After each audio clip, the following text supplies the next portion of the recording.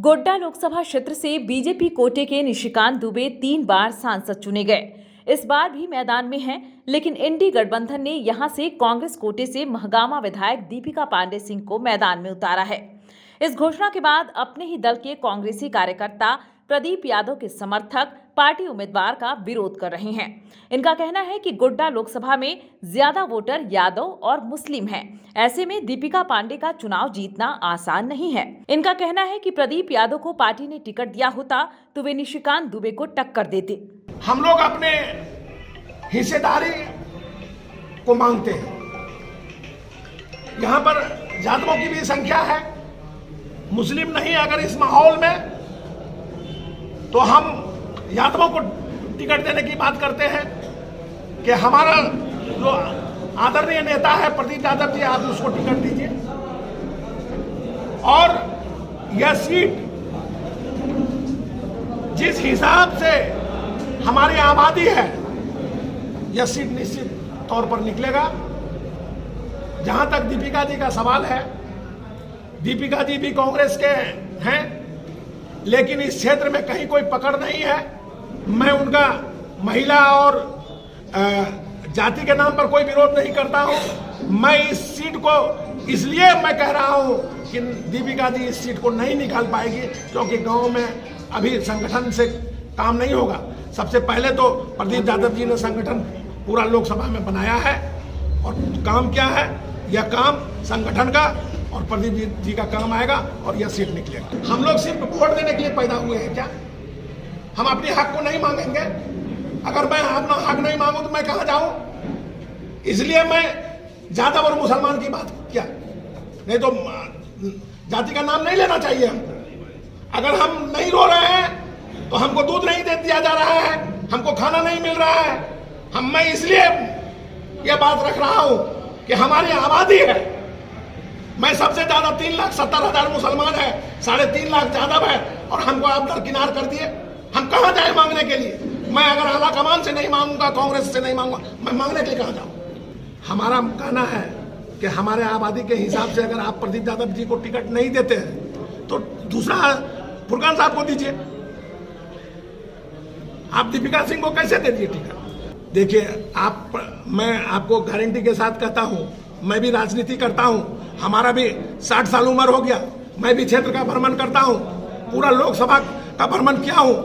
मैं आपको महगामा से लेकर के और यहाँ मधुपुर तक, भगैया, आपका ठाकुरगंज की, मैं एक एक प्रखंड में गया हूं और राजनीति करता हूं। तमाम लोगों का यही मांग है। आप देखिए, विरोध प्रदर्शन हो रहा है, गांव-गांव में बूथ स्तर पर लोग बोल रहे हैं कि प्रदीप जी को टिकट दीजिए और प्रदीप जी सीट निकालेंगे। कांग्रेस पार्टी के बैनर तले ही यह बैठक आयोजित किए है, और हमारा विरोध पार्टी से नहीं है। पार्टी का जो प्रत्याशी यहाँ पर जो दिया गया है उसको लेकर के किया है। सटीक प्रत्याशी, जीतने वाली प्रत्याशी नहीं है, जो इस क्षेत्र के लिए बराबर लगातार काम करते आ रहे हैं, जो लोकप्रिय इस क्षेत्र को जीतने वाले हैं, श्री प्रदीप यादव जी, उनको टिकट दिया जाए, उसके लिए हम लोग आखिर नहीं स्वीकार हम नहीं कर रहे हैं, ऐसी बात नहीं है। लेकिन हम अपना प्रयास जारी रखे हैं कि वह कमजोर प्रत्याशी है, वो इस क्षेत्र में लोकप्रिय नहीं है, इसलिए उनके जीतने का उम्मीद बहुत ही कम है। और जो जीतने वाले हैं, हम पार्टी के सच्चे सिपाही होने के नाते पार्टी की जीत हो, इसके लिए हम प्रयास कर रहे हैं कि कांग्रेस पार्टी की जीत हो और प्रत्याशी प्रदीप यादव को प्रत्याशी बनाया जाए, इसके लिए हम लोग प्रयास कर रहे हैं। आपको बता दें कि दुमका जिले का हंसडीहा, सरैयाहाट और जरमुंडी प्रखंड गोड्डा लोकसभा क्षेत्र में आता है। जिले के इस इलाके के लोग गोड्डा लोकसभा के उम्मीदवार को वोट करते हैं। ऐसे में जरमुंडी और सरैयाहाट के कार्यकर्ता कोठिया में जमा हुए और कहा कि 3% आबादी वाले उम्मीदवार को कांग्रेस ने टिकट दिया है, जबकि बड़ी आबादी पिछड़ों की है। ऐसे में इनकी मांग है कि प्रदीप यादव को इस क्षेत्र का उम्मीदवार बनाया जाए, ताकि निशिकांत दुबे को टक्कर दे सकें।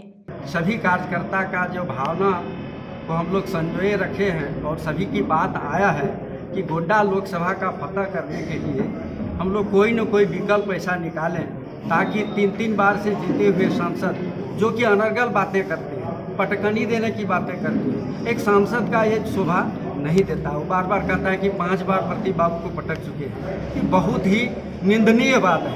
ऐसा भाषा एक माननीय सांसद का नहीं होना चाहिए। रही बात की ये टिकट की बात, ये टिकट जो है आज जो मिला है दीपिका जी को, ये बहुत ही कमज़ोर। आज के दिन में महागामा से लेकर मधुपुर में यदि जरमुंडी में कोई भी कार्यकर्ता, एक भी कार्यकर्ता यदि उसको पहचानती है तो हम समझते हैं काफ़ी। एक भी आदमी उसको नहीं पहचानता। आदमी का तो बात छोड़िए, पत्रकार मैंने एक भी कार्यकर्ता जो कांग्रेस का है, इंडिया गठबंधन का है, कोई आदमी उनको नहीं जानता है। अब ये साजिश के तहत आज के दिन में हम लोग यही जानते हैं कि राहुल गांधी ने जो भारत जोड़ो यात्रा शुरू किया था, उस समय उनका एक ही नारा था कि हम जो है जाति जनगणना कराएंगे और सबको हिस्सेदारी, जिसका जितनी संख्या होगी उसी प्रकार से हिस्सेदारी देंगे।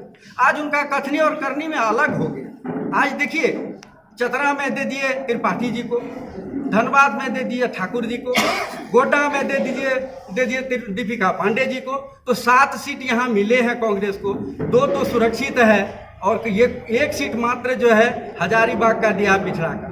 जबकि यहाँ 60 से 70% आबादी झारखंड में पिछड़ा गया है। उसके आधार पर हम हिस्सा मांगते हैं, हमको हिस्सा चाहिए। हिस्सा हमारा चाहिए कि गोड्डा लोकसभा में यदि प्रदीप यादव को आप टिकट देते हैं तो ये सीट निश्चित है। दीपिका पांडे जो है आज के दिन में हम समझते हैं कि व्यक्तिगत रूप से भी प्रभावित होकर के यदि टिकट वितरण करने का एक तरीका भी होता है, एक सिस्टम भी होता है। आज दीपिका पांडे मैं चैलेंज करता हूं कि निर्दलीय लड़के वो चुनाव लड़े, 10,000 वोट यदि लाएगा तो हम जिंदगी भर उसका गुलाम करेंगे। कर्म किए जो 3% की आबादी को दीपिका पांडे को टिकट दे दिया गया। आज हम लोग नेता विहीन है। आज कार्यकर्ता जिस दिन से टिकट हमारे दीपिका सिंह पांडे जी को मिला है, तब से एक कार्यकर्ता मुझे फोन करके बोलता है कि भैया किसको वोट देंगे, किसको वोट देंगे। आज हम लोग नेता विहीन हो चुके हैं और यही हम लोग संघर्ष करते आए हैं कि इस पर पार्टी अपना पुनर्विचार करे,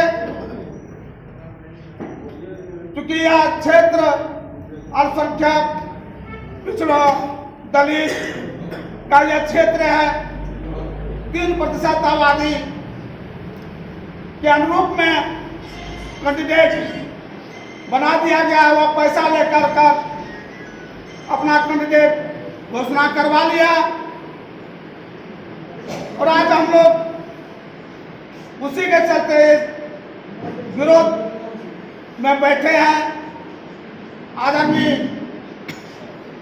मीर साहब को, आदरणीय राजेश बाबू को मैं आगाह करना चाहता हूं, मैं पुनः मांग करना चाहता हूं कि जिसको भी टिकट दिए हैं वह चुनाव नहीं जीत पाएगी।